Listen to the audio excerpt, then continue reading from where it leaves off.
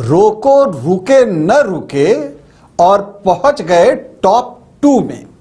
जी हाँ, मैं किसकी बात कर रहा हूं अभी आपसे चर्चा करूंगा, लेकिन पहले आपको बता दूं कि आप देख रहे हैं न्यूज बाइस्कोप और मैं हूं राकेश रंजन। रोहित शर्मा और विराट कोहली अच्छे दोस्त हैं, लेकिन दोनों के बीच एक जंग चल रही है। जंग चल रही है नंबर 1 पोजीशन के लिए। जी हाँ, वनडे इंटरनेशनल में नंबर 1 की पोजीशन किस खिलाड़ी को मिले, इसके लिए रोहित शर्मा और विराट कोहली जो है एक फाइट करते हुए दिख रहे हैं। दोनों का दक्षिण अफ्रीका के खिलाफ जो अभी सीरीज खत्म हुई है, दोनों ने उसमें बेहतर प्रदर्शन किया है।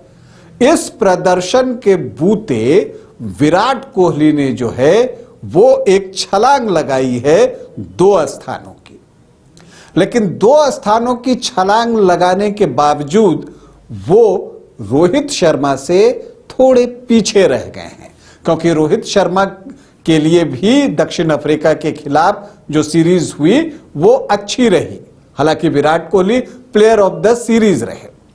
तो अब सारी चीजें बता देता हूं। जो ओडीआई की आईसीसी रैंकिंग है उसमें रोहित शर्मा अभी भी टॉप पर बने हुए हैं, मतलब कि नंबर 1 की पोजीशन रोहित शर्मा के पास है। लेकिन विराट कोहली ने 2 स्थानों की जंप लगाई है और अब वो दूसरे स्थान पर आ गए हैं, मतलब रोहित शर्मा के जस्ट बाद अब विराट कोहली हैं और दोनों के बीच जो फर्क है वो सिर्फ 8 अंकों का फर्क है, 8 रेटिंग पॉइंट का। और अब न्यूजीलैंड के खिलाफ भारत को ओडीआई सीरीज खेलनी है, तो वहां पर यह जंग आगे बढ़ेगी, मतलब कि दोनों की यह कोशिश होगी कि नंबर 1 का स्पॉट उन्हीं के पास रहे।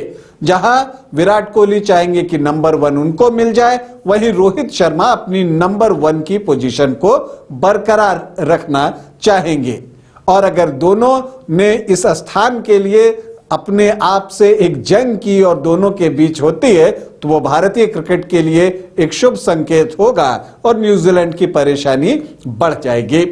हालांकि जब हम ओडीआई रैंकिंग की बात कर रहे हैं तो पहले स्थान पर रोहित शर्मा, दूसरे पे विराट कोहली, तो तीसरे पर न्यूजीलैंड के जो डेरिल मिचेल हैं वो तीसरे स्थान पर हैं। उनके 766 रेटिंग पॉइंट हैं, रोहित शर्मा के 781 रेटिंग पॉइंट हैं, विराट कोहली के 773 रेटिंग पॉइंट हैं। तो ये 8 पॉइंट पहले और दूसरे स्थान के बीच में गैप है और 7 अंकों का गैप है दूसरे और तीसरे स्थान के बीच में, मतलब कि विराट कोहली और डेरिल मिचेल के बीच में।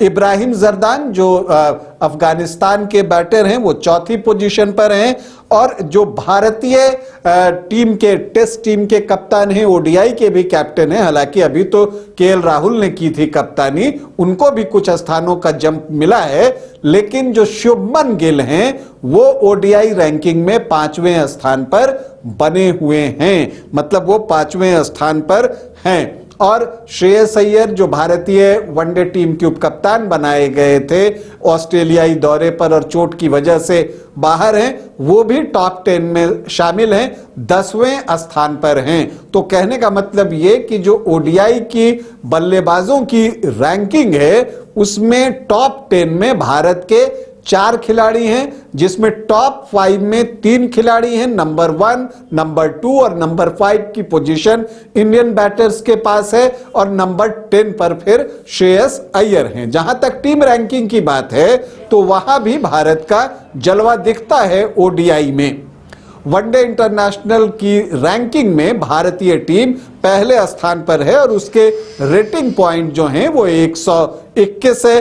दूसरे स्थान पर न्यूजीलैंड, तीसरे पर ऑस्ट्रेलिया और चौथे पर पाकिस्तान की टीम है ओडीआई रैंकिंग में, तो 5वें स्थान पर श्रीलंका है। तो जहां तक अगर आप बात कीजिए कि ये जो रैंकिंग हमें दिख रही है, अब गेंदबाजों की भी देख लें तो यहां पर अफगानिस्तान के Rashid Khan number 1 ODI bowler हैं। दूसरे स्थान पर जोफ्रा आर्चर हैं जिनके की 670 रेटिंग पॉइंट हैं। तो कुलदीप यादव ने दक्षिण अफ्रीका के खिलाफ ओडीआई सीरीज में जो बेहतरीन प्रदर्शन किया उसके बूते उनको 3 स्थानों का जंप मिला है और वो 3 स्थान की जंप लगाकर तीसरे स्थान पर आ गए हैं। 655 रेटिंग पॉइंट कुलदीप यादव के हैं। इसके बाद टॉप 10 में भारत का और कोई गेंदबाज नहीं है, टॉप 10 में सिर्फ कुलदीप यादव हैं। अब इसके बाद अगर आप दूसरे रेटिंग वाले भारतीय गेंदबाज की बात करें तो रविंद्र जडेजा 16वें स्थान पर हैं। तो यह है ओडीआई रैंकिंग जहां रोको टॉप 2 पर हैं और उन दोनों के बीच एक हेल्दी कंपटीशन भी चल रहा है टॉप रैंक के लिए। अभी के लिए इतना ही, इजाजत दें, नमस्कार।